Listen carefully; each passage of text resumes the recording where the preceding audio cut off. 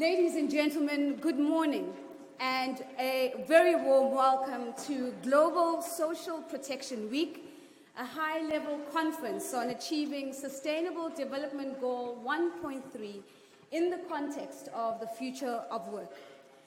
Let us be reminded that this is our shared global aspiration that by 2030, we would have implemented nationally appropriate social protection systems and measures for all.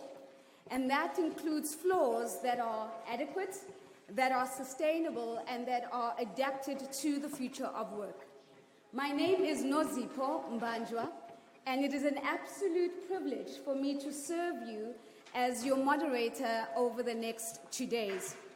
This opening plenary session is themed Social Protection, a global priority and an investment with high returns. To officially open the session with welcome addresses, please allow me to introduce the Director General of the ILO, Mr. Ryder, as well as the High Commissioner for Human Rights, Madame Michelle Bachelet. Let's give them a round of applause, please.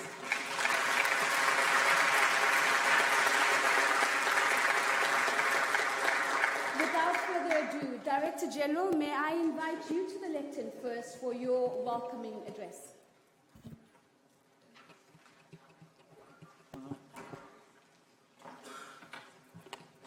Well, thank you, Madam Moderator. Great to have you back at the ILO.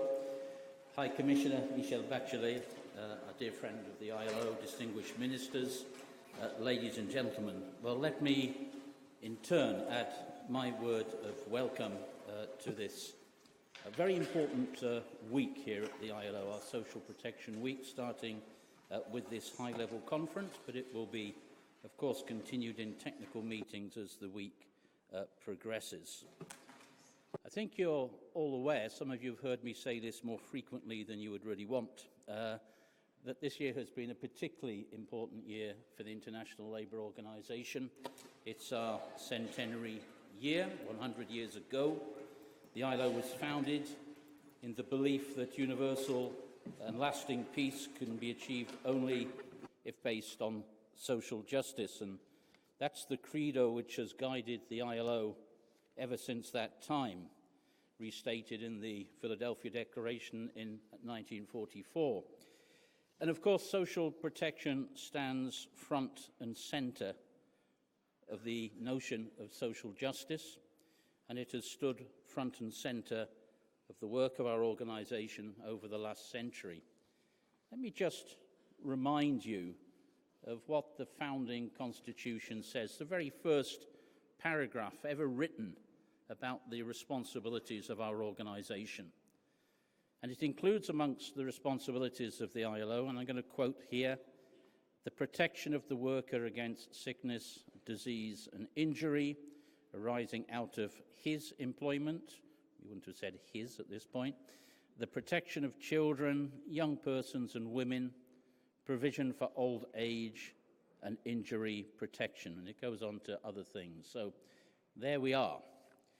And then in the declaration, which was adopted at our centenary conference in June of this year, that notion, that responsibility is carried forward with the call, and I quote again from our centenary declaration, for universal access to comprehensive and sustainable social protection. So, colleagues, you can see the continuity of purpose in our organization because, as I say, we know very well, and I think we are all brought together on this understanding that social protection is an important, indeed, a vital part of any system that seeks to promote social justice. And I think we can this morning perhaps reflect on not just the past, but more importantly our present circumstances and the future of social protection in these times of extraordinarily transformative change in the world of work. So let us not forget that a century ago, very few nations had social protection systems, and that today almost all countries have at least a legal framework and schemes in place that cover at least some parts of their populations. Many countries do have comprehensive systems, and all of this we would be right to celebrate as a success, something we can be proud of, real achievement. Because I always think that however far we still have to travel, to forget or deny the achievements of the past can unwittingly induce a certain fatalism about our real capacities to bring change in the future. That said, ladies and gentlemen, we have also seen over the years how social protection systems can be weakened. It's a painful irony, is it not, that this weakening often takes place just when social protection is most needed, when economic times are tough and human suffering is the consequence. And this happens in many countries. It happened in the painful recessions of the 70s and the 1980s, and more recently, and perhaps more vividly in our memories, during and after the crisis that began in 2008. Now, with all of these fluctuations and in the midst of all of these challenges, the ILO has remained consistent in its purpose. We have been consistent in our emphasis on the importance of social security. We have advocated strongly that social protection be seen not as a cost, but as an investment, and an investment in the realization of a human right, an investment in the health, education, and well-being of our peoples. We've highlighted its importance in relieving poverty and in preventing or reducing social exclusion, reducing inequality, and promoting solidarity. In other words, and I return to the concept, a necessary investment, an indispensable investment in social justice. And this, ladies and gentlemen, Madam Commissioner, has been underpinned by the normative approach which is behind our perspectives on social protection. I can mention Convention 102, adopted in the 1950s as a landmark in that regard. And of course, more recently, in 2012, our member states adopted the Social Protection Floors recommendation, that's number 202. And I think that this has, in recent years, inspired many countries to put in place and to build comprehensive social protection systems based on national protection floors. And from this, other important achievements have flowed. And in 2015, and this is very much the focus of our discussion this morning, we had the explicit inclusion of decent work and social protection as goals in the 2030 Agenda for Sustainable Development. And of course, 1.3 bears testimony to that.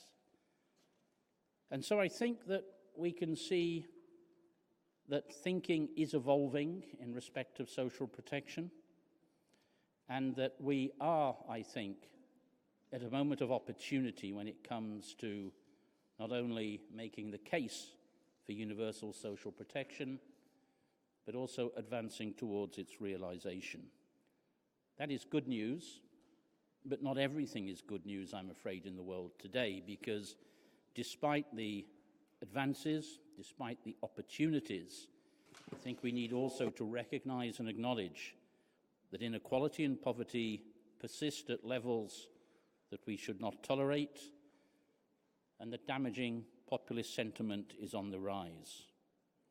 Because despite the progress achieved, if we continue at the present rate, and this is the fundamental point for us, we will not achieve the SDG target of making the right to social security a reality for all within this last decade that is before us for the delivery of the 2030 Agenda.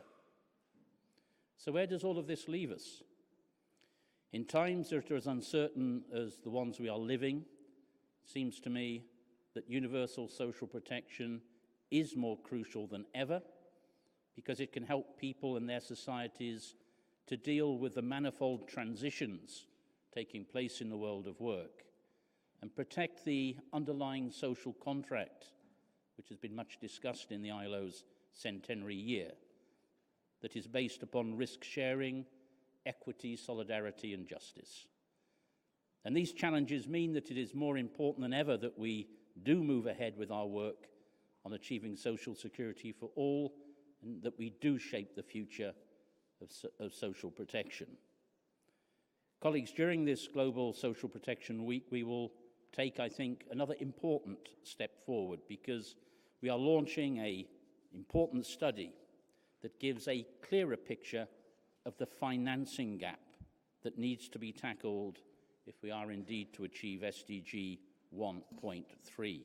This study will create, I hope and I believe, a strong base from which we can push forward with our work, building on our core strengths as a tripartite organisation, while also extending our reach to new partners. And another important point is that these discussions are now taking place securely within the framework of the ILO's Centenary Declaration on the Future of Work and an ILO programme and budget that followed from it, and in which social protection, I think, has the prominence and priority that you would wish it to have. The declaration that was adopted at this year's Centenary International Labour Conference lays out an ambitious but nevertheless practical roadmap for a future of work that places people at the heart of economic and social policy and business practice. Clearly, nothing could be more relevant to this vision of a human-centred future of work than effective and universal social protection. So, ladies and gentlemen, this is a most important week. I'm delighted to be speaking before this packed hall. I'm delighted to do it in the company of Michelle Bachelet, who played and has played in this House such an important role in advancing our thinking on social protection. I wish you success in all of your discussions and look forward myself to taking a small part in the week that begins. Thank you so much.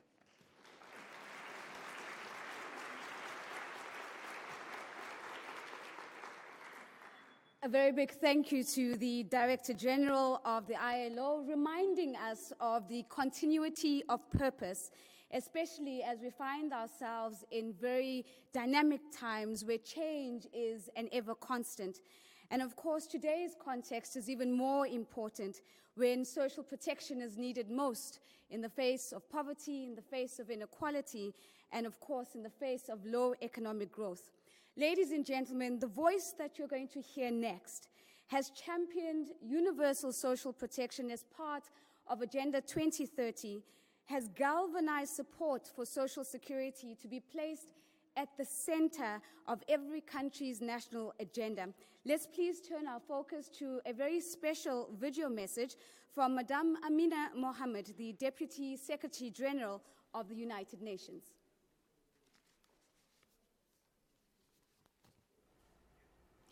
Guy Ryder, Director General of the International Labour Organization, Michelle Bachelet, our High Commissioner for Human Rights, distinguished ministers, workers and employers' representatives, distinguished guests, my dear colleagues. Today, in our modern world, 4 billion people live without any protection against everyday risks like sickness, unemployment, or work-related accidents. Almost 2 billion people live hand-to-mouth on less than $3.20 a day. A small misfortune could tip them over the edge into poverty at any moment. There is growing global awareness that this insecurity is unfair and unequal. Around the world, we're seeing frustration at inequality between the haves and the have-nots, between men and women, between the healthy and the sick, between generations, and between employers and workers. Migrants, minorities, the elderly, people with disabilities, and those employed informally are at an even higher risk of discrimination, exclusion, and unfair treatment of all kinds. These are complex issues and no easy answers, but social protection systems are a vital part of the solution. We must raise awareness and build social protection frameworks that prevent people from falling into poverty and help to lift themselves out of it to lives of dignity and stability. Social protection improves individual lives, enhances productivity, and reduces poverty and inequality. It is a catalyst that helps countries achieve the 2030 Agenda for Sustainable Development, our roadmap for peace and prosperity on a healthy planet. social protection works as an accelerator for many of the Sustainable Development Goals, including those on health and education, gender, decent work and inequalities. Our world faces many new and evolving challenges, from the climate crises to the digital revolution, urbanization and demographic changes. Today's social protection systems must recognize these complexities and adapt to increased diversity and more volatile labor markets. Distinguished guests and dear friends, as you build and advocate for universal social protection by 2030, I urge you to bear three imperatives in mind. First, work together. We're facing an enormous challenge, and we can only tackle it through strong partnerships, a joint vision, and collective action. When we work together, we can achieve great things. And there is strong support for social protection plans across the United Nations system. The United Nations Social Protective Floor Initiative links 17 UN agencies, the UN, the World Bank, and the International Monetary Fund, and more than 60 UN country teams. When we called for proposals on social protection for the UN Joint Fund for Agenda 2030, we received more than 100 proposals in less than 5 weeks.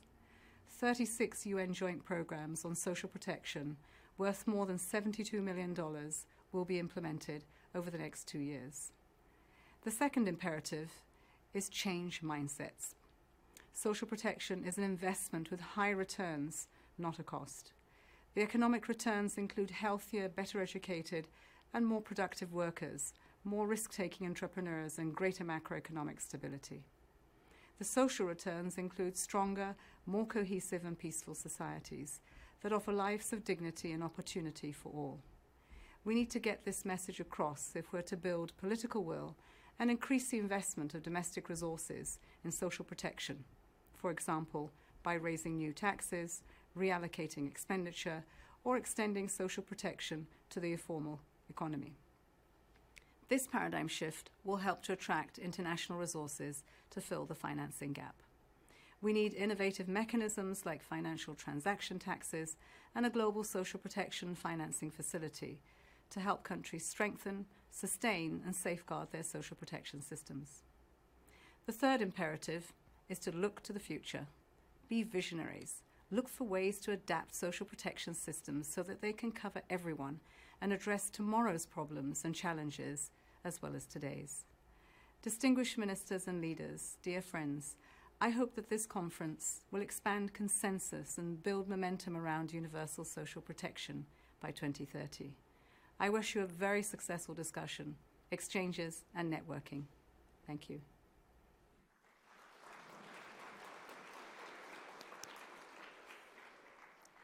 A deeply challenging and insightful contribution, challenging us to look for new ways to continue to work together, challenging us to open up ourselves to the possibility of shifting mindsets, and of course also challenging us to embrace being visionaries, men and women who are always looking to the future. Ladies and gentlemen, it's a great honor for us now to have the High Commissioner for Human Rights also extend her welcoming remarks. You'll remember that in 2010, Madame Bachelet chaired the Social Protection Floor Advisory Group, playing a critical role in laying the foundation for the global conversations that we have today on universal social protection. And even more importantly, moving the world to begin to contextualize universal social protection as a human right. May we please put our hands together for Madame Michelle Bachelet.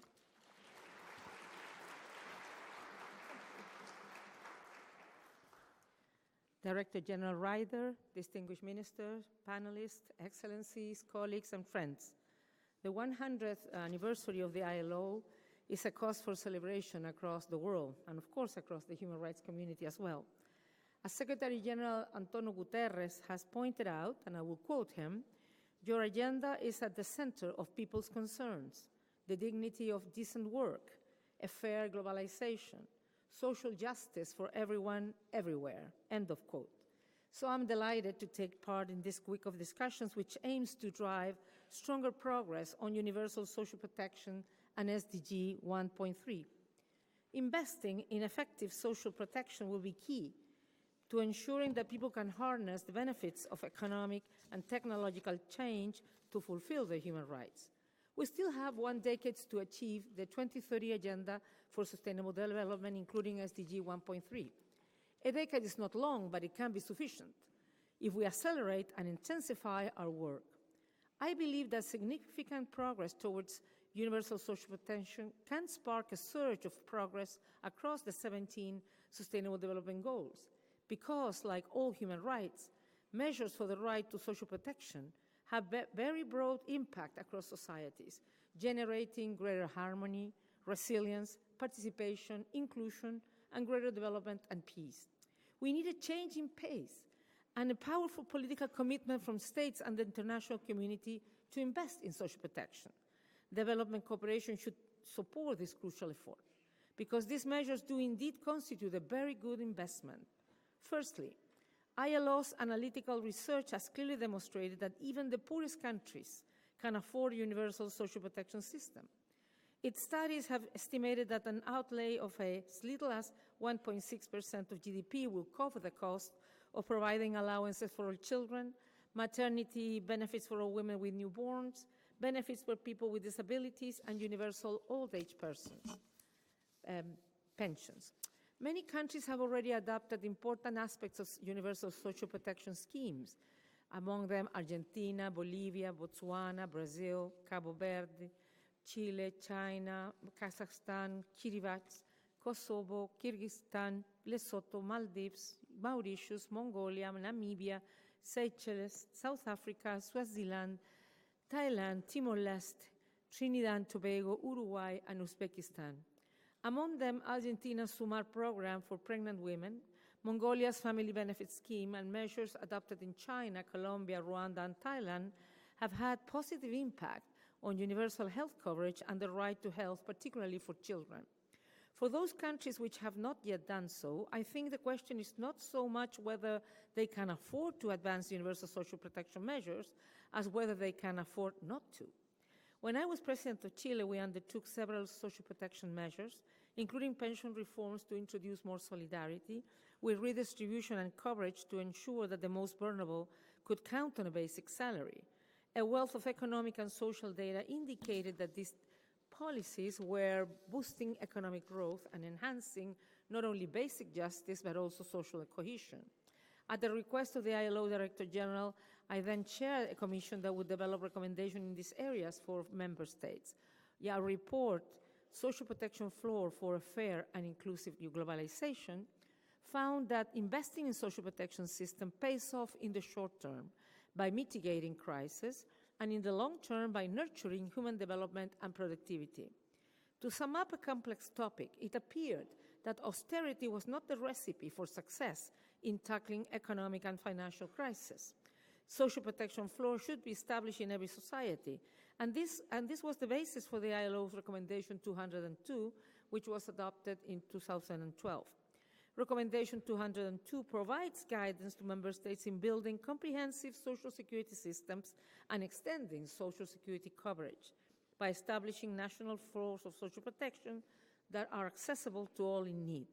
Since then, more than 40 countries have been able to develop social protection floors which guarantee specific rights. My office and other UN bodies have worked with ILO to provide support to many of these countries, as well as taking global action to promote the right to social security, including through a common web platform.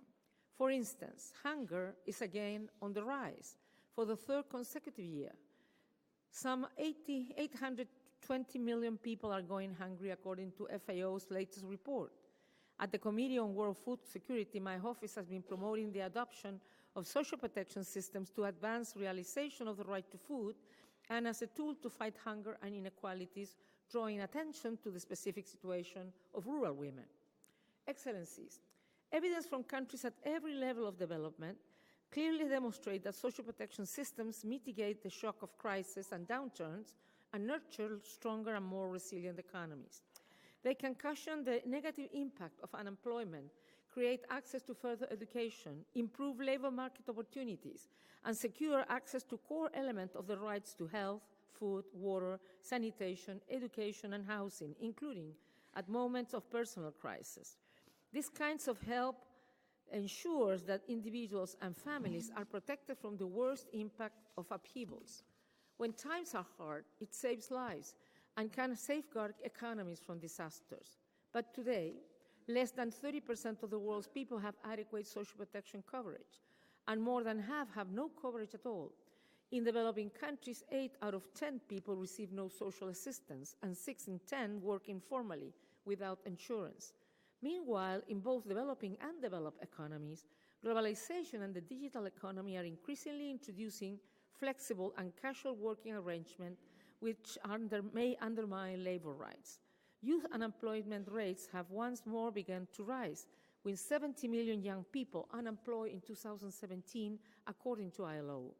Globally, 3 out of 4 young people who do have a work are engaged in informal employment, a ratio which rises to 19 out of 20 for young women and men in developing countries. Around the world, anxiety about this inequality and exposure to risk is growing. We're seeing mass protests demanding action to uphold human rights, economic and social equality, civic freedoms, and adequate standards of living, including decent work, adequate food and housing, quality education and health care. It is urgent that we take action. Young people, including and perhaps especially young women, are at the forefront of this protest. They are the engines of our societies and our future. We simply cannot afford to let them down. We must curb inequality, provide safety nets in the changing world of work, and urgently respond to these demands for equality and the conditions necessary to lives of dignity. Well-designed universal social protection systems can have powerful impact on the specific needs of young people, including in their search for decent work. By creating access to further education, they also help everyone respond to the changing world of work. When embedded in other human rights measures, they can also specifically address the situation of people from discriminated groups and people with disabilities. Universal social protection can also make a critical contribution to gender equality. Let me use a quite obvious example. Women bear a disproportionate burden of unpaid care work and as a consequence are more likely to be employed in precarious, ill-paid jobs with no access to social insurance benefits such as paid maternity leave, unemployment insurance, or pensions. Currently, 740 million women make their living in the informal economy, and in low-income countries, 92% of women are employed informally, compared with 87.5% of men. Social protection policies that take into account women's unequal burden of unpaid care work throughout their lives, including time spent bringing up children, which may prevent them from making equal contributions, can correct this imbalance and ensure that women can live with dignity into old age. Human rights-based analysis can help policymakers achieve greater clarity about factors such as discrimination, which social protection measures should address. It can also offer guidelines and recommendations for the laws and programs that will be most effective. Above all, it promotes awareness that everyone, especially the most marginalized, has a right to social protection that shields them from harm and shocks. My office and ILO will be holding a technical session on Wednesday on building human rights-based social protection systems. I hope many of you will attend, and I look forward to hearing about the ideas and issues that will be discussed in the course of this meeting. Thank you very much.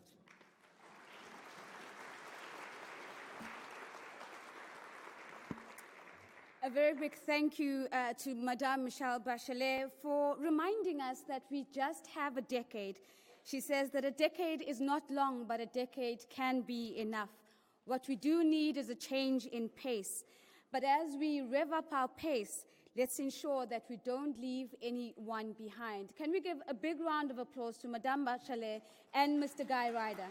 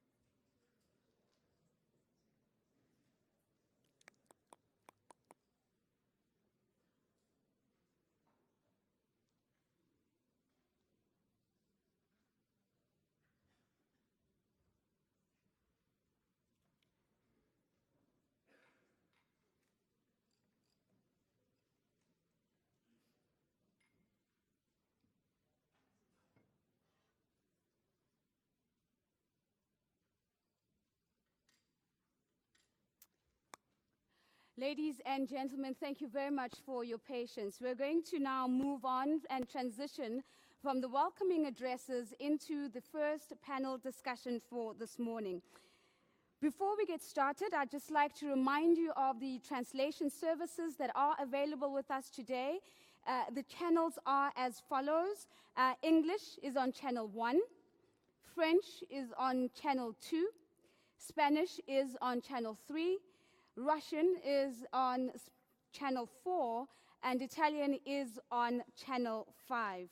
Ladies and gentlemen, as we start with our panel discussion, I'd also like to challenge you to not only participate in these conversations through the Q&A sessions that I will open up, but I'd like to challenge you to let the world know what we're talking about. And one of the ways that we're going to be able to do that is by tapping into social media. So I've heard a couple of cell phones going off in the session, so I know your phones are on. So thank you very much. Let's just put them on silent. And what we will do is we're going to be using the following hashtags to get this message out to the world. The first hashtag is USP 2030 for Universal Social Protection 2030. We're also going to be using the hashtag SDG 1.3, SDG 1.3. And of course, because today and this week is such an important moment in the centenary celebrations, the last of the centenary celebrations, we're also going to be using the hashtag ILO 100, ILO 100. I'd like to invite the following panelists to kindly please come and take their seats as we move into our panel discussion. It's a great pleasure for me to welcome back the Director General to please come and take his seat. And DG, I'm going to ask you to locate your seat behind your name, which is towards the center of the room. And the Director General is also joined by the Minister of Labor and Social Policies from Italy, Madame Nunzia Catalfo. Madam Minister, thank you very much for being here. If you could come and join us on stage as well. And your seat is going to be right here next to the Director General. Thank you very much. And I'm going to call, for the sake of musical chairs, I'm going to call Madame Sharan Burrow, who's going to take her seat right next to me. She is the General Secretary of the International Trade Union Confederation. Madame Burrow, thank you for being here. May you kindly please take your seat. And sitting next to the Director General is the State Secretary of Social Affairs and Health from Finland. That's Madame Saila Ruuth. Thank you very much for being here, Madame. We look forward to your contributions. And seated next to Ms. Saila is the Deputy Minister of Employment and Labor from South Africa, Deputy Minister Boitumelo Moloi. Thank you very much for being with us, Deputy Minister. Your seat is next to Madame Ruuth. And of course, we also have with us the Secretary General of the International Organization of Employers, Mr. Roberto Suárez Santos. We appreciate you being here, sir. May you kindly please take your seat at the seat towards the end. Thank you very much.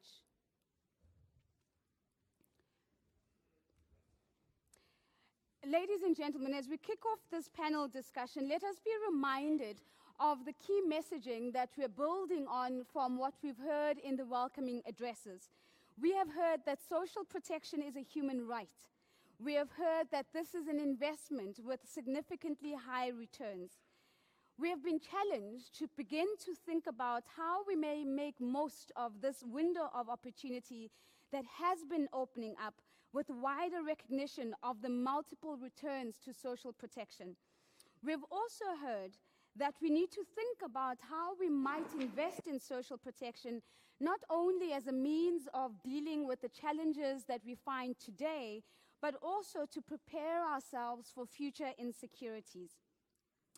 We're going to be having a very intentional conversation. And so you will notice that at the end of this conversation, I will seek to thread and to consolidate the key themes, and I will present these back to you as a summary. The team from the Social Protection Division are listening clearly and carefully, and they're going to be taking these concluding comments and pulling them into the outcome document that is going to be produced by the end of this week.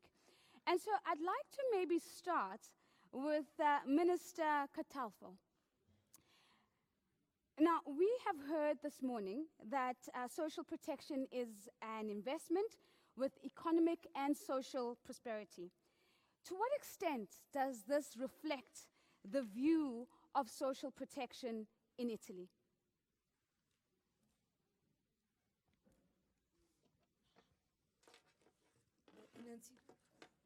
Funziona? Sì. Innanzitutto sono onorata di poter partecipare alla settimana. I'm delighted to be able to be here and take part in this event. Well, in Italy, we have a universal health and pension system that are universal. But during recent years, we, like other countries, have had difficulty. We've had a major crisis that affected everyone in Italy.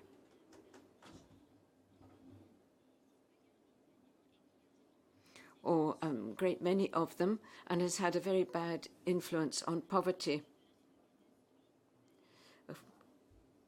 From 2018, we've seen an increase in the number of poor from 2 million to 5 million. A couple of months ago, we therefore introduced a kind of guaranteed income measure.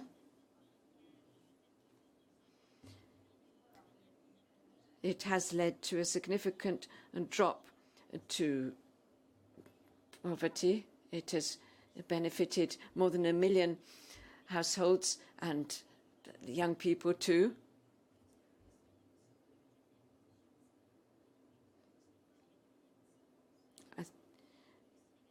So this has an important influence on inequalities. We made an investment of about 20 billion euros, a very large sum. And this is linked to an investment in social sciences and labour policies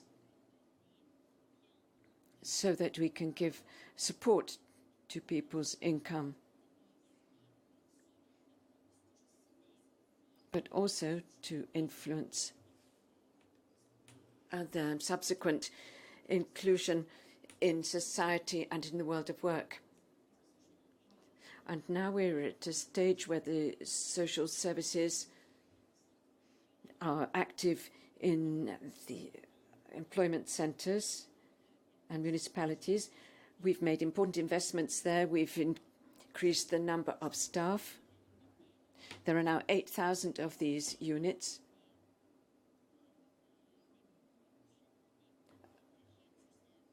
We'll increase them by about 2,000 more in the next 3 years. So these are measures to back up people's income and reduce inequality. And in addition, we've taken measures to help people get out of their social marginalization and become part of the world of work.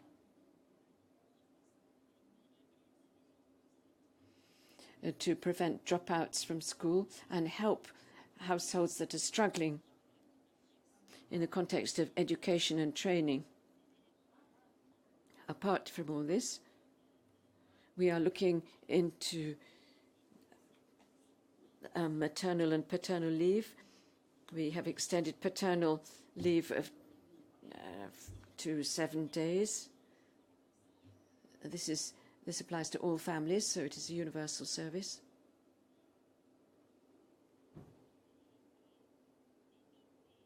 And we are checking on the gender pay gap and designing measures to remedy that.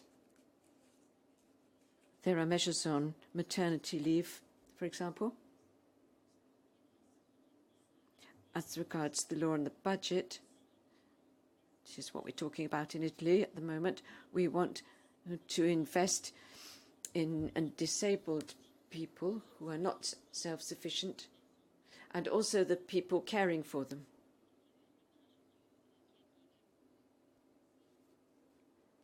Activity at play and really beyond adaptivity, also now beginning to look at the future. The minister has outlined a number of measures that Italy is looking at in the future. A 20 billion euro investment that is already seeing people being lifted out of poverty and is already having the returns that are envisioned. Thank you for that contribution. Allow us now maybe to go to the State Secretary, to the Minister of Social Affairs, Madame Saila Ruuth. Now, when we look at Finland, Madame, this is quite an interesting example because we know that after the Second World War, Finland was very poor. And instead, in terms of coming out of the World War, decided that it would prioritize social protection. Firstly, why this particular decision? Why this particular trajectory? And secondly, what have been the outcomes of having taken that decision at that time? Thank you. And you give me 2 minutes to answer this question. Unfortunately. Well, first, to the question of why, you do all know that these are questions of political struggles. They are really in the core of politics. So the very core was that we had political and social circumstances very ready for focusing on social protection. The foundation was laid already before we were independent. We were moving or shifting from the estate system to full suffrage. We had a democratic political system already in place. So when after the wars, even the Communist Party was legalized again, it was shown through the outcomes of elections. So we had a political frame of social democrats and the Center Party and the communists, which were really, really focused or connected to the social protection. So, like, firstly, of course, they needed to rebuild the country after the war, but after that, they saw that the only way of a tiny country, tiny nation as Finland is due to rise sort of to the level of some bigger countries. It was through investing in people. So this is sort of like a funny thing for me that we have been now during this presidency of the EU Council. This fall, Finland has been talking about this economy of well-being, which is the idea that you first need to invest in people's well-being, and that will generate growth and, well-being of people, which is sort of like the condition that you need to first have in order to become something. So the outcomes afterwards are obvious, I think. Social, political sustainability or stability for more, and that's something that you need to have if you want to generate growth or even economical well-being, and it happened. Then gender equality is a total outcome of the well-being. You have this saying, I love it, that welfare state is the girl's best friend. Meaning that you need to have like services and other means that will free women to work outside the home and get independent, economically independent, for instance. And I think especially the equal school system of Finland, that everyone, all the kids, go to the same very high-grade schools, elementary schools, and then afterwards secondary schools and universities are free, like no fees in them. So that's a basis for a tiny country like Finland to build something like Nokia. Well, didn't turn out so great in the end, but for a moment that was a flagship thing. But anyway, like an equal schooling system, services, and the benefits that secure you when you are not able to provide yourself. I think the political and the social circumstances were right. So in 2 minutes, you've done a beautiful job of firstly just raising the point of a change in mindsets, which was something that Madame Bachelet spoke about, this idea of an economy of well-being, being critical in terms of how do we think about investing in people. But what you've also done is also begun to show that the things that we say we want to see as a return have been achieved, especially in this particular example. Stability, gender equality. I'm sure many will be tweeting today that a girl's best friend is not diamonds, ladies and gentlemen. A girl's best friend is a welfare state, according to the Finnish example. Let's go to South Africa now, and I'd love to go to yourself, Deputy Minister, because if we think about South Africa and we put on a comparative lens, we know that in the region, South Africa probably has one of the most comprehensive social protection systems, from social and economic rights, including the right to social security. What role has social protection played in South Africa as a society, especially if we also think about the transformations that South Africa has gone through? What role has social protection played there? Thank you so much. So I think it just takes about two or 3 seconds to kick in. Okay, thank you so much, our moderator. I think first of all, we need to agree that I think I share the same sentiments of the 2 minutes, but I'll try. In South Africa, our constitution actually guarantees and provides that everyone has the right to have access to social security, including if they are unemployed, if they are able to support themselves and their children. So everybody in our country is covered by our constitution. And I must also elaborate the fact that currently, in our current budget, we are actually paying grants to 17 million South Africans who are grant recipients, ranging from disability, those who are disabled, child support grants, old age pensions, 17 million of that. And it actually amounts to more than 567 billion South African rands that we spend on an annual basis for social security for our people. But also to just highlight the fact that in our country we've got core departments, not many other departments are responsible, but we've got these 3 core departments which specifically deal with issues that are related to social security, issue of the Department of Social Development in this instance, that is responsible for dealing with those taking care of the old age, child support grants, and all those necessary disability grants. You refer it to Social Development Department. When you go to the Department of Health, there is a legislation, there is an act which deals with compensational diseases in the Mines Works Act. This refers to people who get sick due to working underground, and they are referred to the Department of Health, where they have lung infections due to having worked underground for too long. They might have asbestosis, silicosis, hearing loss due to the noise levels underground, and some of them also get cancer. So they are referred to the Department of Health, and that actually helps them. But with regards to our Department of Employment and Labor in particular, we have entities under our department which deals with UIF, your Unemployment Insurance Fund. That deals with retrenched workers or dismissed workers. It also deals with maternity. When you are on maternity leave for 4 months or so, you go and claim a certain percentage of your monthly wages for a period of 4 months or 6 months, depending on how long you are on maternity leave.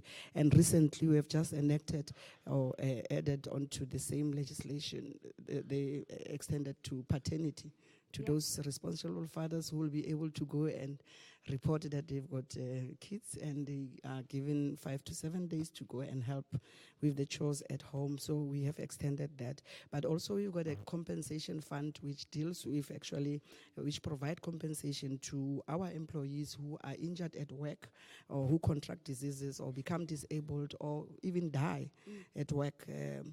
We give compensation if you were to a certain period of time, and of between 8 months to 12 months. We have just, actually there's been 8 months all along. We have extended it to 12 months. So we do pay compensation for those who get diseases, because employers must contribute to this fund for it to be sustainable. So in terms of our social protection measures, which create positive impacts to our economy, and automatically you have your improved labor market outcomes because of the increased consumption, and therefore the money circulates. You can imagine the money that we give out, of almost 600 billion that we give out, so what it does to the economy to grow. But remember, in South Africa, prior 1990, the issues of the reform of social development services were in such a way that it was very skewed. Not everybody in South Africa was, actually black people were not necessarily getting the same pension. They were not getting pension. Only white people in our country used to get, and certain sections of the Indian community and colored communities. But since the democracy in 1994, everybody receives the same social grants amounts, no difference, all nations, everybody. So we also managed to do this because of fostering of the partnerships with NGOs and community-based organizations, which are helping us also in terms of the database of such vulnerable groups. They are working hand in hand with government for vulnerable groups. So also, we do have a structure that is enacted by Parliament, an Act of Parliament, which is called NETLAC. NETLAC is the National Economic Development Labour Council, where we have all social partners. We have business, we have community representatives, we have organized labor, and we have government represented. In our last job summit, where we dealt with all the problems that we have in our country, remember, our country it has so many inequalities with regards to poor people who are poor and indigent. Now, this structure also is a structure that is chaired by the president. We have a PwC, which is the Presidential Working Committee, which sits every first Monday of the month, where the president wants a progress report in terms of all the relevant stakeholders who sit in this department, in this structure, to come and give feedback to the president in terms of implementation of those policies. Deputy Minister, thank you very much. And I think what you've also shown us in your response is that when we talk about adaptive systems, this is exactly what we're talking about. The system that existed in South Africa in 1990 was not going to work in a democratic South Africa post-1994. And what has resulted out of this is a very comprehensive system. But I think the other thing that you've said, and it's going to come through, I hope, in the later panel discussions, is you've begun to demonstrate the importance of coordination and partnership. Coordination by listing the number of government departments that are all focused on one goal, but also partnership as you talk about the role of civil society, as well as the social partners that sit in structures such as NEDLAC. And we're going to be having a conversation around coordination and partnership later on, but thank you for planting that particular seed. Allow me then to maybe come back closer to myself and come to you, Madam Burrow. You've been quoted as saying that we need to do more than just creating safety nets, and we really need to think about comprehensive social protection systems instead. Can you just give us a little bit more of an elaboration behind your point of view, and why comprehensive social protection systems rather than just safety nets? Well, there's no doubt that you heard it from... There's no doubt that you heard from both Guy Ryder and Michelle Bachelet this morning that you must have universal social protection. But why don't we agree with safety nets? Because it's a minimalist way of dealing with one problem at a time, or a group of people at a time, when we know that the best systems are universal. You heard both all of the ministers here talk about why that's important. If people have that security, then they have hope. And they know then that their families will be okay, even in transition, whether it's transition from work, whether it's an illness, whether you are actually at work and have an injury, whatever the situation may be, or transition to retirement. So these are the fundamental issues that people want dealt with. And why do we create wealth in any society if we're actually not going to share it? I thought the minister from Finland got it right when she talks about how their economy, and in part in Italy too, is moving to look at, in your words, well-being. It's one of the ITC's frontlines campaigns that we want democracies for people. We want actually to see governments accountable for the social protection and the living standards of their people, as well as for rights and, of course, jobs and growth, inclusive growth. But if you just report, as we call it affectionately, on GDP, and you don't go beyond GDP and look at how you distribute wealth, both in terms of the living wages in people's pockets, but also in terms of social security systems. And finally, in terms of development, it actually makes economic sense. Apart from security, if you have universal social protection, you build basic economies, and they're economies that will be sustainable. We know it's affordable. It's a matter of political will. When you marry social protection, universal social protection, with a minimum living wage, then people indeed can live with dignity and contribute to their communities. Finally, it's actually affordable. It's absolutely affordable.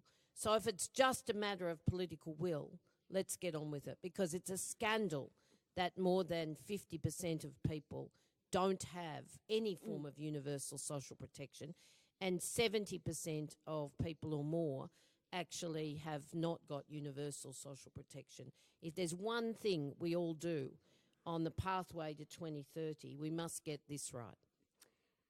So let's just get on with it. That is the line that comes from Ms. Burrow. But again, this idea of political will keeps coming up.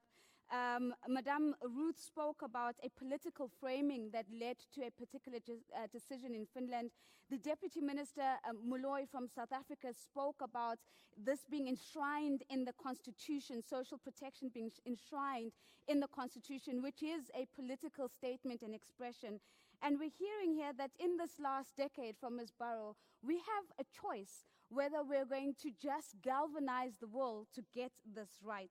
And so I'd like to maybe come to the end of my panel with Mr. Suárez Santos. We've just heard the perspective from Madame Burrow on the importance of moving beyond safety nets and looking at comprehensive social protection systems. From your perspective, what are the returns to social protection from the perspective of business? It works? Yes, it takes 2-3 seconds. It works now? Okay, thank you. Thank you for the question. I think that it was Michelle Bachelet who referred to well-designed and efficient social protection schemes. If these well-designed and efficient social protection schemes exist, and I want to underline that, it's clear that they pay back. They pay back in terms of social stability, and we have many examples of many countries which really dealt with very hard financial situations in a completely different scenario because of the existence of social protection. And that's good for business. That's good for business environment. It's also clear that well-designed social protection schemes also have a role to play in terms of productivity. And there is empirical evidence which shows how important it is to keep your workers with a good social protection schemes, because that pays back in terms of how they perform. It's also important to say something that we forget often, that individual employers, sometimes we think about big corporations, but individual employers also benefit from social protection schemes. So that's very important for them. Having said that, I also need to say that there is no easy way to get to efficient and sustainable social protection schemes. I think that guy said or referred to the challenges, to the financial gap. We have, of course, we need sound macroeconomic policies. That's important. And we really believe that if you get a proper environment for business to be sustainable, and that's what we call here in ILO sustainable enterprise, that pays back feeding good and sustainable social protection schemes. That's an important message. But we have huge challenges here now. More than 60% of the occupied population worldwide is in informality. We also have new realities of work, and we have to have courageous debates on how we cope with different type of employment, perhaps. Yeah. We really need to be courageous in terms of how we measure the impact of the different social protection schemes. It's often the case, well, I wouldn't say perhaps often, but it's common that we have some programs that do not help to get out of the poverty trap, okay? And we need to be courageous on the way. And of course, we need a discussion on sustainability. Yeah. So that's... So some very big points that I think are going to make for great conversation and discussion, but getting to the heart of efficiency, but also acknowledging in the process that it is not an easy journey, but it is possible. There are strategies that get us to efficient systems, and that business is looking for those efficient systems. You've also touched on another very important point, and that is how do we empirically measure the impact of social of investing in social security and social protection systems, and I think as we continue this conversation, we perhaps will be able to touch on that, because we are unequivocally saying that this is an investment with high returns. And so what I'm hearing from you is how are we measuring those returns, and are we agreeing on the same metrics to indicate those returns? So let me come to you. You've had an opportunity now to listen to a number of voices and perspectives. And I maybe want to just take us back to 1944, historically, right? This is in the Declaration of Philadelphia. The conference recognized, and I quote the following, that the extension of social security measures to provide a basic income to all in need of such protection and comprehensive medical care is an imperative. So from your point of view, with what you've just heard, what has been the role of the ILO in making the right to social protection not a peripheral issue, but a global priority? Yeah, well, thanks for that question. And the first thing I want to say about the role of the ILO is really summed up in that quotation you made from the Declaration of Philadelphia, or indeed the one I went back to 1919 with the Constitution. Because the first thing I think that the ILO has been, really important in doing is setting the vision, the ambition, what we're really trying to do. And I could sort of paraphrase that by just making reference to what's been said in this panel. My recollection is that when some of the most historically important forward steps were being taken in the provision of social protection to populations, this was couched in the notion of freedom from fear, freeing people from fear. Because I think that the condition of non-social protection is a condition of fear amongst individuals, families, and community. And so the ambition that we have set out from the beginning at the ILO is this journey from a condition of fear to one of well-being. And I think our colleague from Finland was the one who talked about it. Yeah. And it's a pretty good way to look at life, isn't it? Yeah. Some notion of social progress is getting away from fear and insecurity to well-being and security. I mean, that's worth doing. That's a good statement of the ambition which I think the ILO has set out for 100 years. So that's the big picture. Then, more concretely than that, two factors about our organization which are true in our contribution to social protection, as they're true in anything else the ILO does. The first is we set international standards for social protection, international labour conventions. So we provide the normative basis, which is not dictated by people here in this building. It's negotiated by the employers, workers, and employers of the world, which says this is what we believe is a good, solid legislative base for the extension of social protection. So the latest example of that is a recommendation 202 on social protection systems. And we've seen how that has filtered into setting the global debate around social protection. The second feature of this House, and it applies across the board, but to social protection as well, is this notion of social dialogue. And I'm well placed, sitting between three government, an employer and a worker colleague.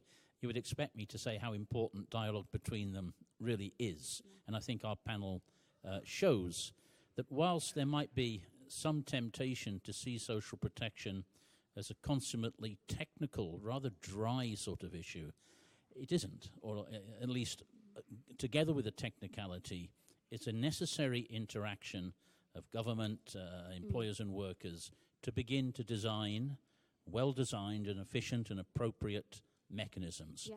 And that's what I think this panel illustrates perhaps much better than I can in any words.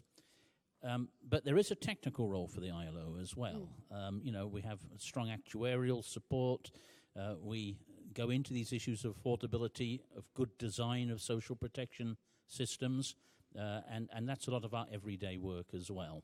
Which brings me perhaps to the last point I want to make, which is that the notion of designing social protection systems, social protection floors, which are appropriate to national circumstances, is one that we need to take on board. It goes hand in hand with the notion of social dialogue. Yeah. The design work, the efficiency requirements, the sustainability parameters, these do need to be established by national actors on the basis of national circumstances. And in 187 ILO member states, you have 187 different realities in which we want to develop this universal vision of social protection. DG, thank you for that. So to be able to pull together 187 different realities towards international standards in a form of social dialogue, but also making available the technical capabilities that allow us to begin to build well-designed and efficient systems, is a very important role that has allowed this conversation to take center stage on a global dialogue. What I did in starting the question with you is reflected backwards to history. I want to go forwards. I want to start looking at the future, and I want to come to South Africa again to do that. Deputy Minister, you've shared with us the past in South Africa, and especially the role that social protection has played in the transition in South Africa, and you also gave us some insights on the current. But let's talk about the future now, and let's keep in mind that we know that South Africa co-chaired the Global Commission on the Future of Work, and out of this journey came a proposal for a human-centered agenda when it comes to the future of work. The question to you is, what role will social protection play in this regard, especially as we think about increased investments in people's capabilities? In our country currently, we think that through our active labor market policies, employees can be assisted to acquire new skills. Remember, we are evolving, and as part of the transition, and for those who are not necessarily finding themselves in job opportunities or who loses their jobs, among others, we may still require to enhance their current skills. We are trying as a country to come up with a skills revolution to upskill our employees. Remember, we have a challenge currently in our country where more than 60% of our population, we are a young country now, we are a young population, whereby in terms of our definition of youth, between the ages of 18 and 35, now, if that population is above 60% of the total population of the country, and above, within that population of young people, more than 29% is unemployed. Yeah. So we need to come up with programs of reskilling and making sure that we put young people in employment opportunities. But over and above that, we think that this forces the move towards social security measures, among ours of being more employment orientated instead of being using the old traditional methods of focusing on how to best do we utilize the current situation that we find ourselves in. But we think that there's still a lot to be done, work to be done in terms of the passive labor policies side, in order to address some of the issues actually that are emanating from the phenomenon, I don't know, I will call it a phenomenon of the fourth industrial revolution, where whether we like it or not, it is here and it is affecting us, in particular as a country. How do we make sure that we refocus our energies into making sure that everybody, and including especially young people, those who fall within that category of youth, how do we retrain them? How do we refocus them in terms of innovation, in terms of robotics, in terms of what currently the world has to offer, so that we are able to mitigate also the challenges that we are having of a huge unemployment within our country. But over and above that, our labor legislation provides another essential component of social protection, which enable our workers. I mean, you need to understand also the fact that our country is worker-friendly. Our policies are worker-friendly. Our workers have the right to strike, even though sometimes it is to the detriment of our economy, but this is the right that workers have fought for in our country. And therefore, in terms of this component of social protection, our workers do benefit. We give them opportunities to go on in some training programs and lifelong learning opportunities. We've paid leave, where when you are attending your courses, particular courses, you go there, you get paid. And we allow that as a country, because we think having workers which are further empowering themselves and further retraining, it works for us as a government also, and productivity levels improves in one way or the other. So we think that it works. And also as government, there are programs that we channel our employees for, so that they are kept on the loop, they are at par with the rest of the world. So thank you very much, Deputy Minister. And again, what I'm hearing is DG spoke about nationally appropriate systems. And what you've done is you've given us the South African context, where the reality is there is an unemployment rate of 29%. And I think as you're sharing your thoughts on how this skills revolution might be ignited, you're also touching on the point that we need to think about social protection systems not only in the context of the challenges today, but we have to think about it in the context of future insecurities that might arise. And again, as you bring the fourth industrial revolution and the benefits and the disadvantages that might have, how do we support workers throughout the life cycle to take up those skilling opportunities, and again to build on the points made earlier, so that they're free from fear and are far more hopeful in that journey. So let's move from South Africa, but let's stay in the context of new forces that are transforming the world of work, and I'd love to come to Italy again. One of the examples when we talk about this changing world of work, of course, is the technological advances that are leading to new forms of employment. They're creating opportunities, but we're also aware that this comes with some challenges. How is Italy ensuring that it is seizing the opportunities, and what role is social protection playing in that regard?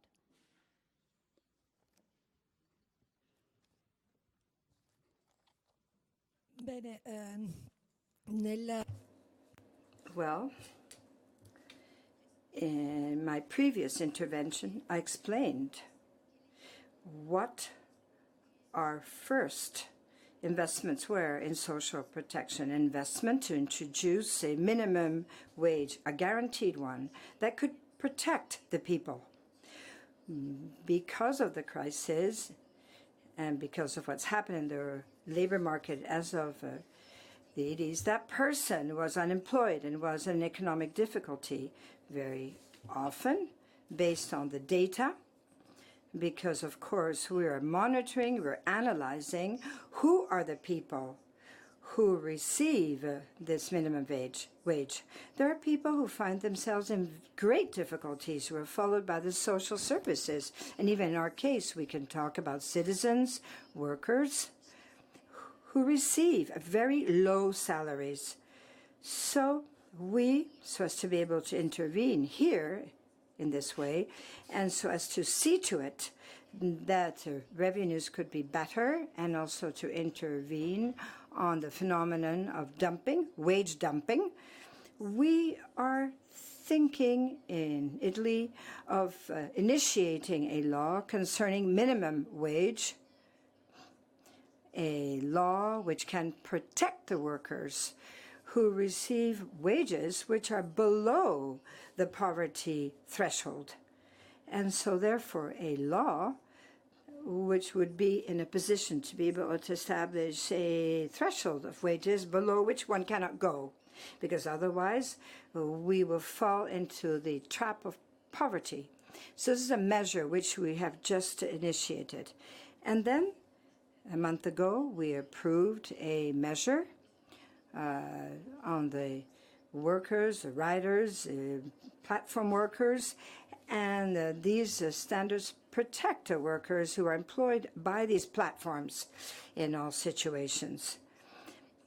And so we have benefits, maternity, health, etc., and all this grants of minimum protection for these riders, these platform riders, these workers who are working in a non-regular way.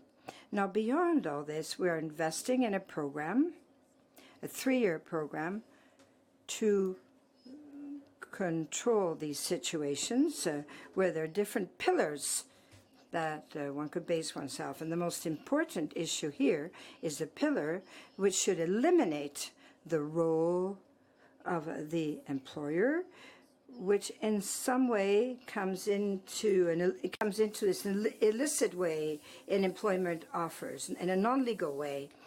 And that pillar is to see to it that the demand and supply of employment could take place through public services. For example, centers, employment centers, offices which are closest to the workers. And beyond all these measures, we are establishing a program which could help workers to have a transport, housing, all the protection measures which help the worker, poor workers, that is, because unfortunately this is work which really touches the poorest strata of the population, so as to be able to help these people and include them properly in the world of work. So we are paying special attention as well to security and places of work, safety. We have a safety at work. We're trying to set up certain parts of regulations which concern this. We're seeing to it. We're ensuring that we entrust acknowledgement to enterprises which are working in favor of safety in the place of work. And in December, we'll have an awareness-raising campaign with the media as well, with initiatives which should assist investment culture and to make people understand the importance of investment of safety in the place of work. And then this way, we can make the workers aware of the risks they're running and the importance of knowing the regulations on safety in the world of work. And Italy, the Italian government, is investing.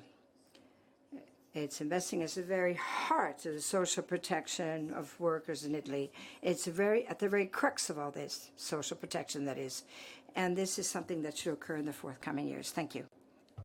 Really comprehensive existing as well as future plans that you've shared with us, and leveraging the legislative framework as well to make sure that we're not talking about aspirations and hope, but we're talking about realities that we can create using policies and using the law.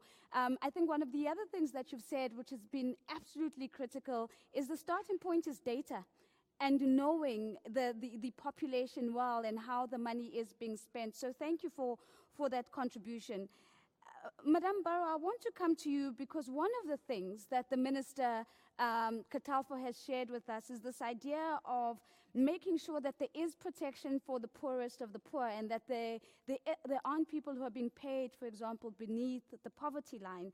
And that brings me to the report on the Global Commission on the Future of Work that really implores that we should not be leaving anyone behind as we enter the future of work. So, with that in mind, how do we ensure that the social contract remains intact, especially in a world that we know is characterized by poverty, rising inequality, which is one of the things that the Director General raised for us, and with profound transformations on the world of work? How do we make sure that we're not leaving anyone behind?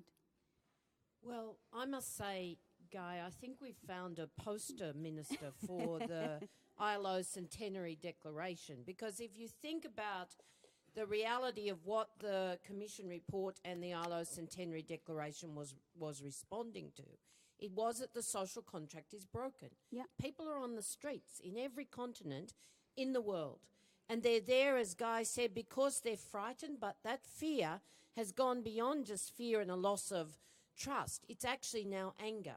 And we've been talking about the age of anger for many years, but people are now witnessing in real terms, in real time, what it means.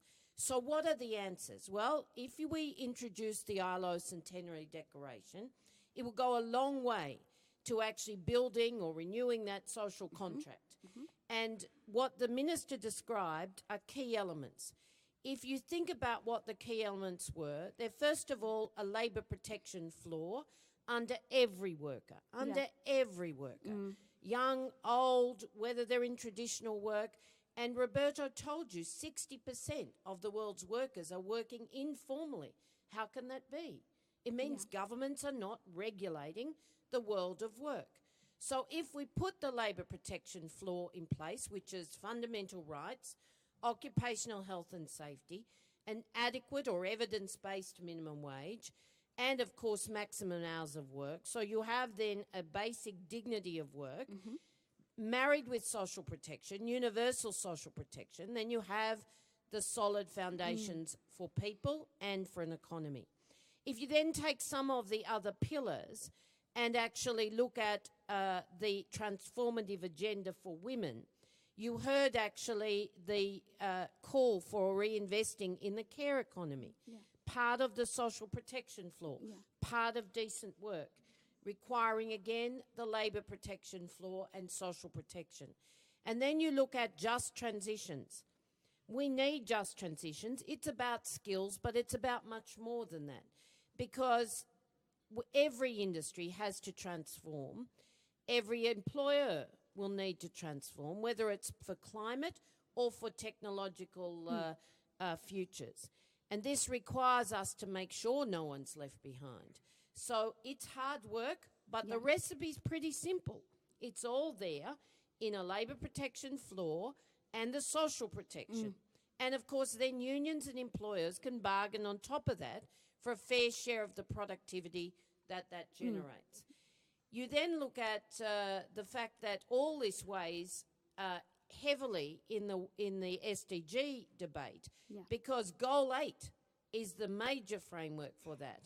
And if you add the goal we're talking about today, which is social protection, then frankly the recipe is there. Again, I come back to what's missing. It's political will. Now, frankly, if we care about peace, democracy and decent work at its heart, then that's got to be the answer. And I must say, hearing three ministers with us today say just that actually makes me feel like this week's already a positive outcome. So let's see if we can't all take on board those elements.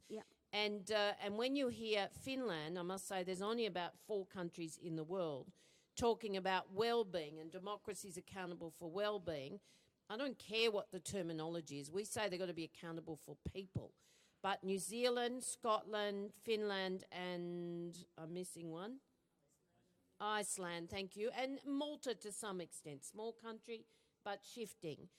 Everybody needs to have a look at this, because people need to trust in our political leaders on the basis of these guarantees if we're to see stable democracy and a peaceful future where we can all coexist. Sure, thank you very much. And again, coming back to the social contract, which is built on trust. And when there's the absence of trust, we see this transition not only from fear, but as you describe it, Sharan, to an age of anger. But you've also spoken quite extensively on social protection flaws as a key theme in this conversation. So, Mr. Santos, I want to come to you with the social protection flaws angle and ask you the question, what is the role of enterprise then in realizing social protection flaws that are adapted to the context of their respective countries? Well, the social protection flaws concept, which was born in 2012, was the consequence of an evolution. As Guy was saying, ILO has a set of standards. Let's say that we as business community, we are not, and I'll be very sincere with you, we are not so much enthusiastic on the degree of impact of all these standards. I think to some extent, the idea of having like a basic element which should drive the future of social protection was there in 2012. And that means, from our side, Amina Mohammed said it clearly, first of all, a vision, secondly, a mindset, and thirdly, a partnership. When we say mindset, I would like to call your attention on the need to be responsible. The need to have a responsible attitude. And there we have, I'm going to repeat it again, but I think it's important, 4 courageous debates that we need to have at global level, not just at national level. The first one is on sustainability. Many people think that sustainability is something that has to be discussed in developed economies, and it's true. I mean, you see the projections on many developed economies where you see that 37, even 40% of the population will be over 65 in 2015. That's scary. But that goes beyond developed economies. That affects some developing economies, but also those countries which are now enjoying a good youth bonus will have an issue. I mean, countries that pass from, I'm not going to give examples, from 50 million to 100 million in a very short period of time, if they do not increase the productivity, and that's why we are pushing here for a productivity strategy, they will not be able to cope. And that's the future of social protection. We need this debate. The second thing is, and that's a courageous debate for employers also, is what you referred, new realities of work. We still do not have consolidated figures on how this is evolving in terms of more self-employees, more something in the middle, but we can start seeing a trend there. And then we need to see to what extent the social protection system should adapt. And I say that's a courageous debate also for employers, because also, of course, it's an investment, but it also has a cost. The third courageous debate that we need to have, and I think that the representative of the South Africa government said it clearly, many of the programs that we have in place are not so much employment-oriented. Some countries, some governments, and I will say it very openly, have difficulties to measure the impact. Measuring the impact is tricky because it's costly, not just efficiency, the impact is very costly. And sometimes the results are not easy to assume politically. But we need to do that. Otherwise, we'll not build in a sustainable manner for the future. And even now, that's much more important because we need to promote transition in a much quicker manner than before. So social protection schemes have a much more intense role in terms of helping people to pass from a job to another. So this employment-oriented. And finally, the discussion on informality and social protection. And many think that the discussion is just about extending social protection to informality. That's wrong. It's about how you use the social protection to promote transitions toward formality. How these social protections, in an innovative manner, can help to many individuals that now are in the informality to become formal. Not easy, but we need this debate here. I would. Thank you very much. And I appreciate that you have reiterated those 4 conversations or debates that you feel need more attention.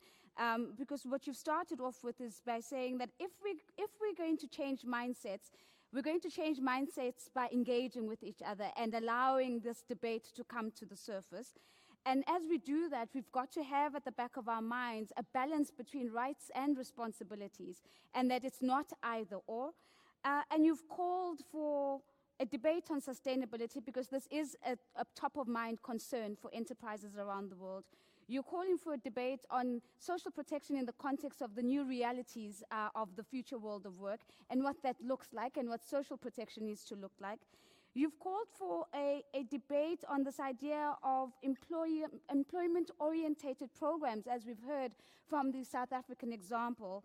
But also, and I think in the next panel discussion, we will be able to touch to some extent on the 4th debate that you're calling for, which is this idea of how social protection might play a role in the transition from informality to formality. And I think a lot of these debates are going to find expression in the conversations that we're going to be having this week. So thank you very much for reiterating that, because what it does say is that if we're going to have a truly authentic conversation, we've got to surface top-of-mind issues for each of the stakeholders. I want to come, as we begin to get to the tail end of this conversation, allow me just to go back to Finland. Madam Saila, Madam Ruuth, we have been having a conversation now around the future, and I want to bring another time frame to you. And I want us to think about 70 years ago, where perhaps the focus of social protection from Finland was to transition out of a post-war or transition into a post-war period. What would you say the role of social protection today is, in particular to your context? Thank you. I think that, as someone said, can't quite remember who it was, that we need to try to act before we have problems. So I think the challenge of today is that we need to reformulate our system before we are in deep trouble. Yeah. So, and this goes to the shifting from like a very formal, or it's a little bit of a different discussion of this informal and formal, and the discussion of people being seen from the eyes of the law being workers or entrepreneurs, and then shifting to the gray area there in between of those. And this is like the platform economy, platform jobs kind of a question. And that's something that we are now trying to figure out, that how can we deal with our social protection systems so that people are protected even when they are not seen as workers in the eyes of the law or entrepreneurs.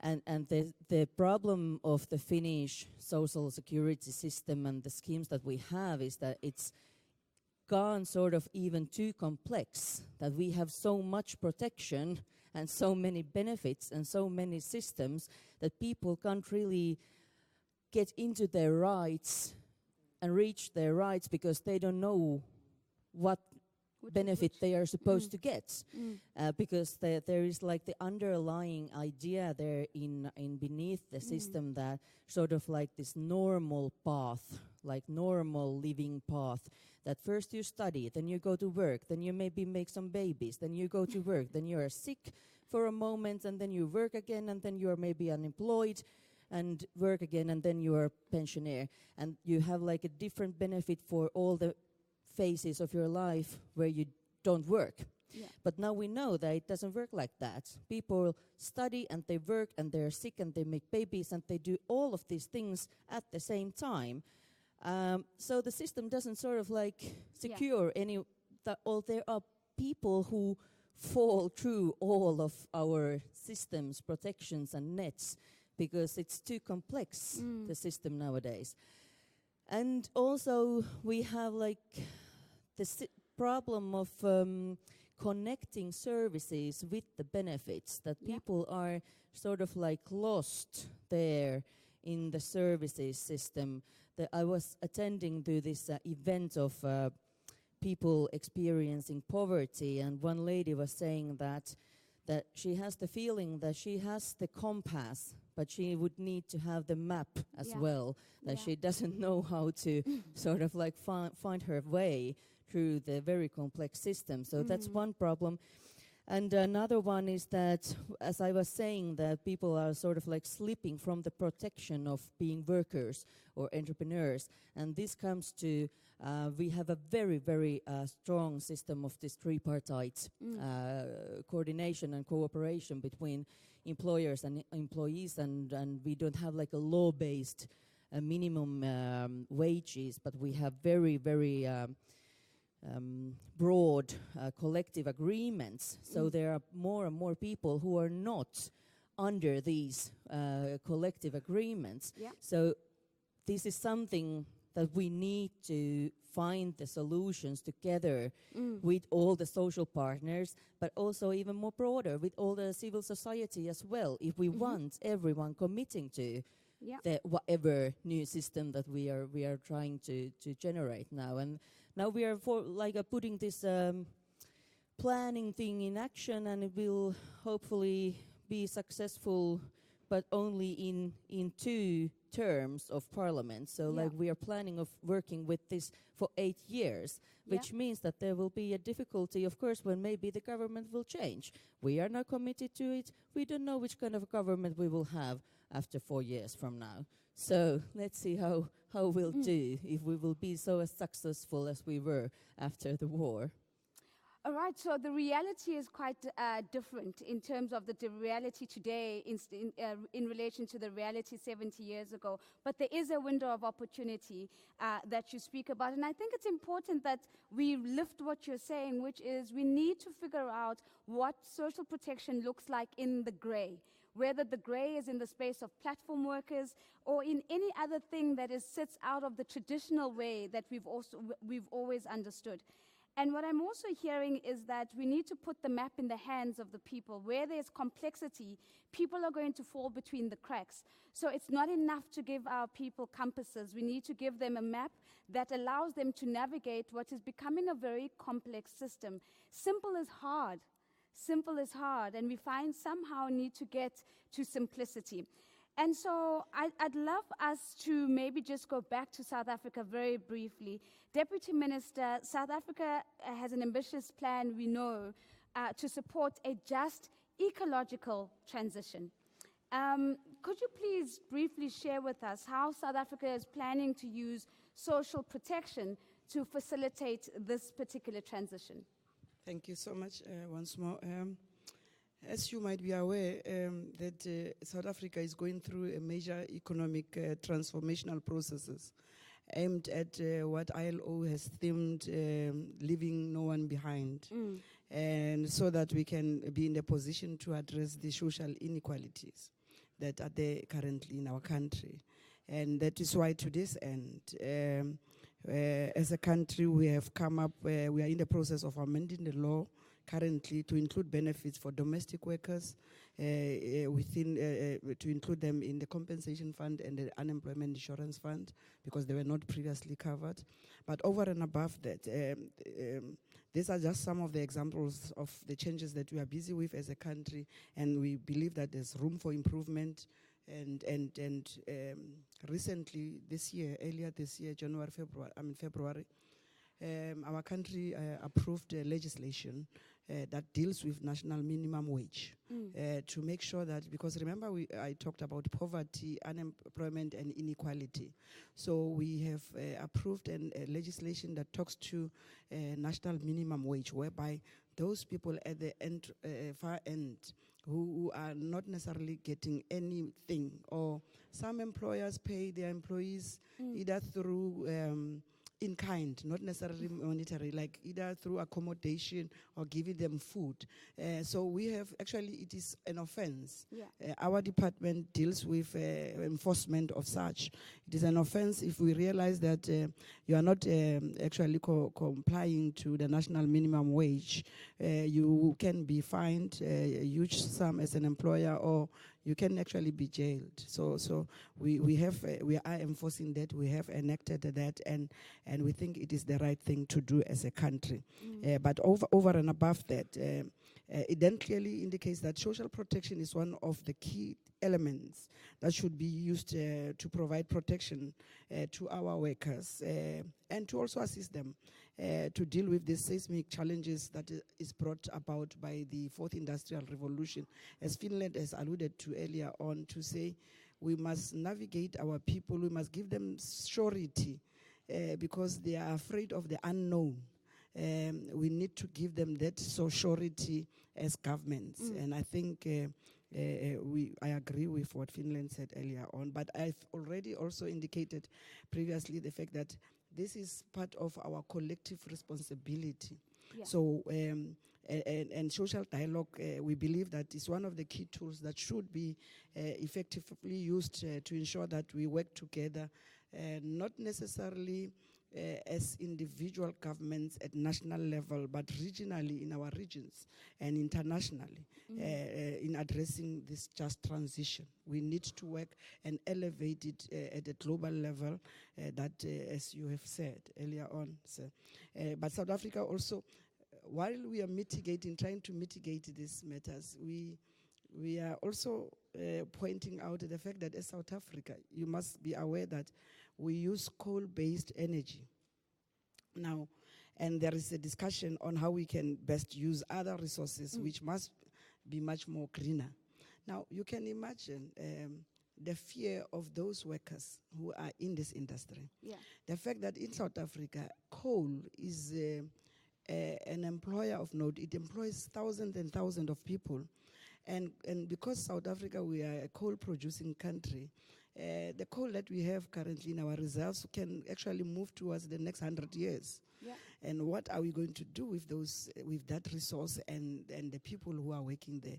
Now, the discussions then come to say, why can't we look into other innovative ways of either cleaning this coal that we produce so that we are able to deal with the issues of the emissions and other such threats, but we need to be able to mitigate as to how do we balance the two.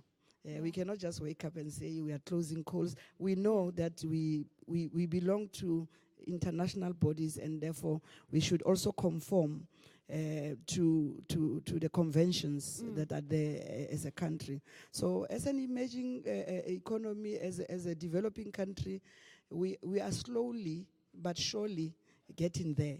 And we are saying that this is not an easy discussion for us as a country, and the transitions as they come with their own challenges, and hence we need to look at our national circumstances as a country as we traverse this terrain. We think that we need to look into what is the best of our our people, and make sure that we conform. At the same time, we don't lose sight of the needs of our own people. Thank you very much, Deputy Minister. And in that example of South Africa and coal, what you're highlighting for us is, again, this idea of these have to be nationally appropriate. But at the same time, I think what you're also touching on is that where there's political will, their journey towards meeting the international standard is a journey that will take place. But we need to make sure that we are alive to the complexities of each and every one of these countries. So thank you for a very specific example. The final question, ladies and gentlemen, as we begin to wrap now in this conversation, the final question I'm going to bring to you, DG, once again. We've had quite a robust conversation, and I think some insightful contributions, some of them calling for particular debates that are not being had, some of them saying, look, we need to focus on context. But what we are hearing consistently is that social protection has been and remains an investment. We've heard some concrete examples of how that investment has translated into tangible, measured results. We've heard from the panel that this is an iterative process and a journey, as we've just heard from South Africa, and that it's a journey that has to be alive to the changing conditions and it has to be agile and adaptive. The final question to you would be, what then would be your recommendation for the future of social protection? Yeah, well, thanks very much. I think it's been really a great conversation. I think you put your finger on, the takeaway from all of this. So where are we going? What do we need to keep in mind, particularly as we look to the future of social protection? Now, I'm just trying to imagine what this conversation would be like if we were meeting at a time when the world of work was not changing at all. Somehow, magically, the world of work was standing still. Was just going to be tomorrow, very much like it was yesterday. But I guess we'd encourage each other to intensify the efforts we've been making for decades to get those coverage levels up, to improve adequacy of social protection. It would be a relatively simple conversation, relatively. But the fact of the matter is we meet at a time, and I think this is commonly admitted, and I think it's been the backdrop of the ILO's centenary conversation on the future of work. We live at a time of extraordinarily transformative change. It is fast, it is deep, it is global. And that, I think, requires us to think in slightly new ways about the future of social protection. Now, first question then, what's changing? Or what's bringing about this change? And I think different speakers have alluded to most of the mega drivers of change, as we've called them this year. Of course, it's new technologies. That's the one everybody talks about. But it's also about climate change and what we have to do to mitigate and stop it. It's about demographic shifts, aging societies and youthful societies coexisting in different parts of the world. It's about the effects of globalization, which are more uncertain today than they have been probably in the last 30 or 40 years. And I would add to that, I think we also have to factor into the equation shifting social preferences. People organize their working lives differently than they used to do. Families are organized differently than they used to be. People are living differently. So what does all of this mean for the future of social protection? Well, it means we might be dealing with an increasingly diversified labor market, different forms of work. And we have to make sure that all forms of work, however undertaken, whatever the contractual arrangements, whatever the employment status, all of these have to have access to social protection. It's fundamental to the level playing field that we want to see. And as the Deputy Minister from South Africa has just reminded us so vividly, massive transitions taking place in the world of work, including in response to climate change. And people preferring to or being required to navigate those transitions, social protection has to be a part of that. Now, sometimes we hear the argument that social protection, sometimes I use inverted commas here, over-generous social protection, is seen as a brake on change. It retards change and adaptability. I think, and okay, I admit, properly designed and efficient social protection systems, they're a lubricant of change. They help people to adapt and to change. So this is fundamentally important. So social protection, probably more important today than it was yesterday, more important at times of change than in more static times. Second point I want to make is about the interlinkages between social protection and other objectives that we seek in the world of work. And so I think that means, as Roberto outlined those 4 conversations that we need to have, and I agree with you. The fact of the matter is, real world is messy. These conversations get interlinked. So how do we ensure that social protection and employment, access to employment, both legitimate goals, of course, of the decent work agenda, are aligned and the complementarities are drawn out? This is not so simple as it might seem. I think we all want to see social protection system that helps people into labor markets, help them access decent work. And yet you see people approaching that problem, or that challenge, and coming up with quite different conclusions. Now, you do hear governments around the world, members of the ILO, saying, well, we have to be a little bit stricter on social protection to herd people into the labor market. We hear that. And we hear others saying, well, more effective social protection is the way to go to help people to adapt. So we've got to think these things through, and we've got to have these messy discussions. Same for sustainability. What's the right answer to sustainability of our social protection systems? Well, I would argue the best recipe for sustainability is full employment. If you've got SDG 8, you'll much more easily get SDG 1.3. There's no doubt about that. And yet you hear people saying, well, we can't afford this level of social protection, we better cut the benefits. Yeah. So we're really faced with some debates, and I hope they'll come out in the course of this week, which are messy, which are difficult. But my last point is that as we have to have these difficult debates, we have to address the necessary adaptation of our social protection systems, because I do think we're in a process of adaptation. To use the imagery that's been used by my fellow panelists, let's keep our map in one hand and our compass in the other. Because what we're aiming for is universal, comprehensive social protection for all. And that is a map and compass by which we need to be guided. Thank you. Thank you very much, Director General. Ladies and gentlemen, can we just give a round of applause to our panelists?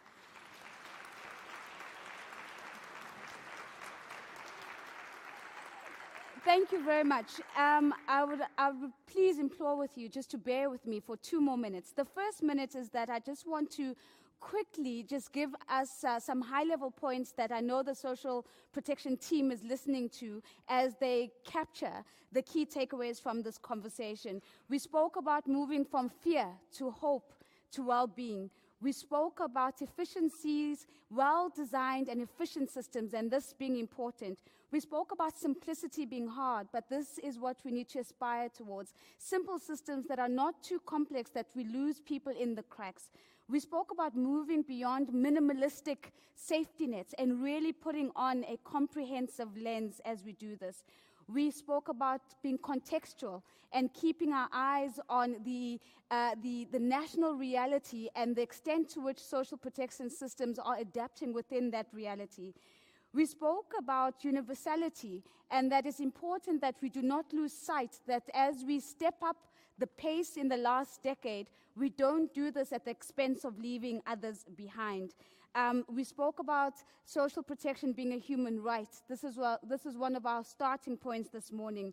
We've shared examples of social protection being an investment with high returns. We've reinforced the importance of the DNA of social protection, that this has to stay intact.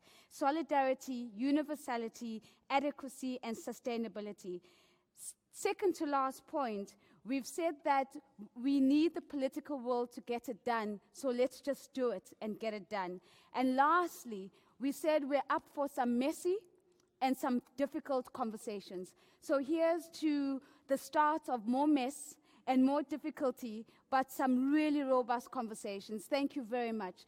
My final announcement, ladies and gentlemen, is that we're going to take a couple of pictures now.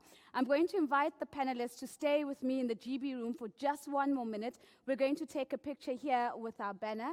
And to you, ladies and gentlemen, I'm going to invite you to please make your way down to the colonnade. We're going to take a group picture. Now, I've been briefed that this picture is going to look amazing because it's going to be taken from an aerial shot. So please, follow my team through the main doors, and they will show you exactly where you need to go and stand in position. Before you go, lunch. Lunch is going to start at 12, and the next session starts promptly at 1400 hours. So please be here at 1400 hours. I'll see you downstairs for the picture. Thank you so much.